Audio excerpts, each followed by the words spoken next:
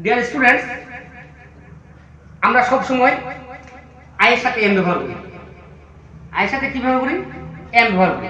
I M a student, I M a teacher, I am 8 years old, I am in class 3। সব সময় আমরা I এর সাথে M ব্যবহার করি এবং এটা কিয়ামত পর্যন্ত চলবে। কিন্তু আই এর সাথে কখন ইজ বসে এরকম একটা সেন্টেন্স আজকে আমরা শিখব। তো তোমরা ব্ল্যাকবোর্ডের দিকে লক্ষ্য করো। Look at the blackboard.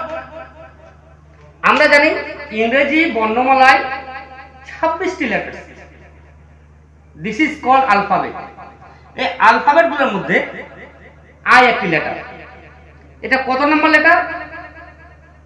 A B C D E F G H I, 9।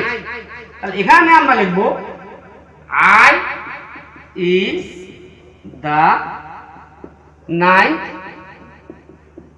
letter of the English alphabet। দেখো তো, আয়ের সাথে আমরা ইজ ব্যবহার করলাম না, আমরা সবসময় এম ব্যবহার করি। কিন্তু এরকম বাক্যে আই হইল ইংরেজি বর্ণমালা 9ম অক্ষর। এটা 9 নম্বর অক্ষরে আছে। 26টি বর্ণমালার মধ্যে A B C D E F G H I, এটা হলো 9th লেটার, মানে 9 নম্বর লেটার। তো এই বাক্যটাকে আমরা এভাবে লিখতে পারি, I is the 9th letter of the English alphabet। তো আইটা কিন্তু এখানে কিন্তু আমরা কিন্তু আই কিন্তু সবসময় ফার্স্ট পারসন,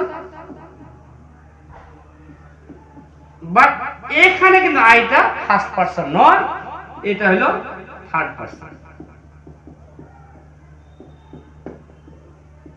তাহলে আয়ের সাথে এরকম বাক্যে ইজ ব্যবহার হয়, আর বাকি সব ক্ষেত্রে এম ব্যবহার। তো ধন্যবাদ, তোমরা সবাই ভালো থাকো। আজকে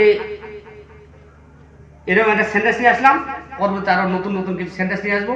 ধন্যবাদ সবাইকে, আশা করি তোমরা বুঝে গেছো। আল্লাহ হাফেজ।